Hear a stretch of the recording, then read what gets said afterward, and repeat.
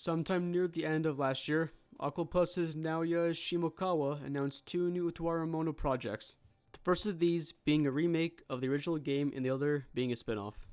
This announcement hyped many Utawarerumono fans, including me, and I went as far as calling 2018 the year of Utawarerumono. Last month, the first of these two projects was released, that being a remake of the first game. Since its release, I have been playing the game and just recently completed it.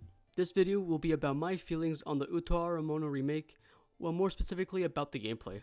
But before that, I'll give a very brief review of the game, covering the non-gameplay elements first. The story is pretty much the same as it was in the original. This isn't really surprising since the original story is already great. The music is phenomenal as expected from an Octopus title, but there's one really awesome new addition. There is an option to choose between the original soundtrack and the remix version of the soundtrack. The remix version includes background music from Utawarerumono 2 and 3. Also, the voice acting is just as incredible as it was in the original. The visuals are hit or miss to me. I really like the updated CGs, but I don't like how all the sprites are exactly the same as they were 16 years ago. I understand why they weren't updated, which I'll get into a little later, but it still does bother me. The game, just like its predecessors, is a strategy RPG visual novel hybrid. Something I didn't realize at first, but this remake really tries hard to borrow many gameplay elements from the PS2 version. I'd say the gameplay is better than the original PC version, but when compared to Utawarerumono 3, it is most certainly inferior.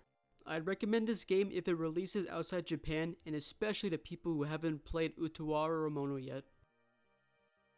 I'm going to go over the changes in the remake's combat compared to Utawarerumono 3. Keep in mind that this is going to be super nitpicky and super detailed. Starting with the good, getting all the items in a level isn't RNG like in Utawarerumono 3. All you need to do is destroy an obstacle or a unit that is carrying an item, so no more replaying that one stage because you keep missing that 25% chance of unlocking something. There's some interesting types of equipment in the remake, such as this one that actually changes your alignment.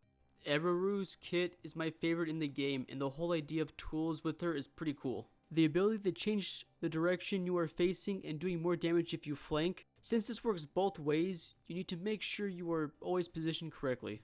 Lastly, the way co-op finishers are activated is a lot more simpler and way more useful in general than it was in Utawarerumono 3. No more having to remember which character works with who, if they are positioned correctly, and if they are locked on the correct attack chain. Now to what I think was bad. These first 6 points all have to do with the simple fact that this game borrows so much from the PS2 version.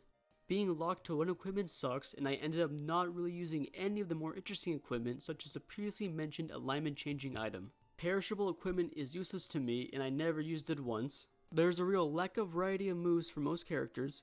Not including mages, every character only gets one attack chain and a co-op attack.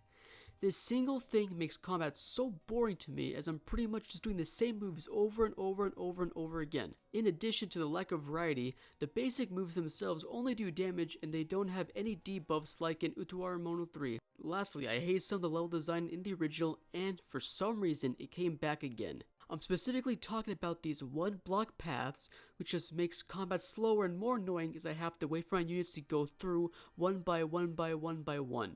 I don't think Utawarerumono 3 had anything this absurd. That even isn't all of it. I still have some more negative points to bring up. The change to Zoak just nerfs it into being a non-factor. The best things about a tank with Zoak was their ability to lock a poorly positioned squishy character, but alas, no more. I'm also pretty annoyed by the removal of hidden button timings.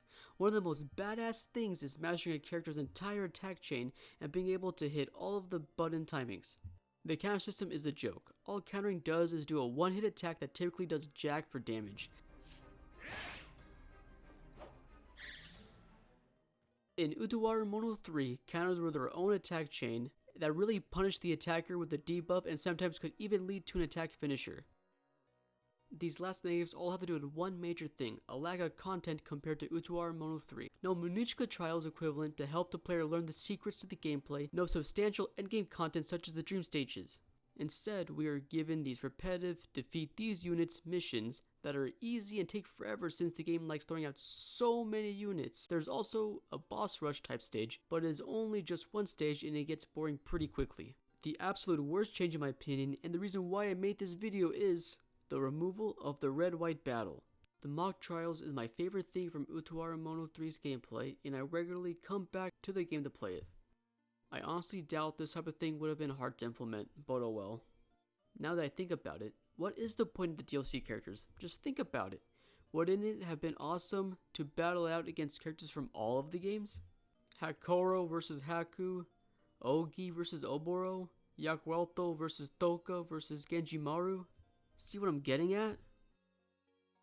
The thing is, the lack of content, the overuse of PS2 gameplay, and the lack of new sprites is because the budget for this game is obviously lower than Utawarerumono 3. And looking at the sales of the remake compared to the third game, it was probably for the better anyway.